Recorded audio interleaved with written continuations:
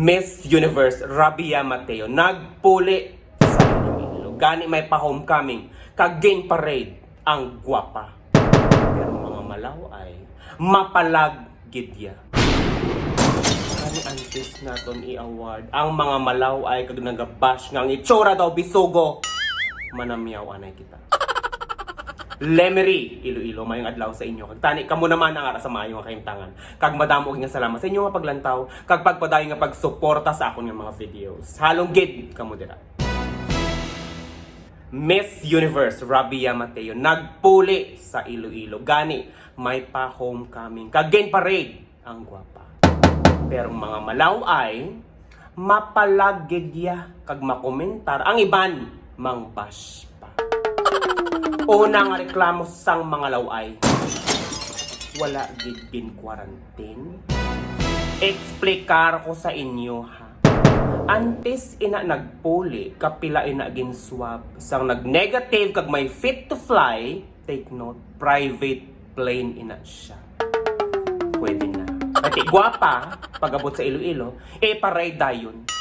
Kamuya, pag-undang kay nga, hindi man kamo kagwapahan. Ang inyong kagwapa daw pang quarantine gid lang dapat.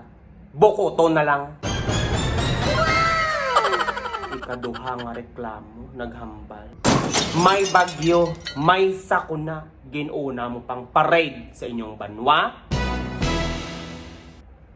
Explikar ko ha. Ang Miss Universe Organization, ginahimo ang tanan para mabuligan ang nabagyuhan. Si Rabia, may campaign, may charity, pating iyang gown, gain pa bid pa para ibulig sa biktima sang bagyo. Te ano pang inyong problema? Anong inyong gusto? Nga si Rabia gid mismo manghatag sang assistance kag magsoroy sa baha? Amo nang inyong gusto? Kung kamo abi, wala man lang sang obra. Himbes nga i-komentar kag mangbash kamo dira, kon kamo abi ang nagbulig. Kon kamo nagkadto kag nagsoroy sa baha. Ay hindi man malalagta. Kay kon kamo mapintahan sang green, daw lumot naman.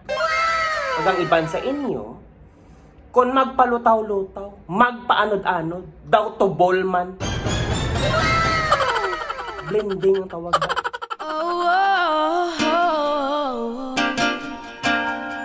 Kailangan pa na magwakas itong... Sige, nyo pang dinamak. Mga itsura nyo doon, mga iget naging pangrawit.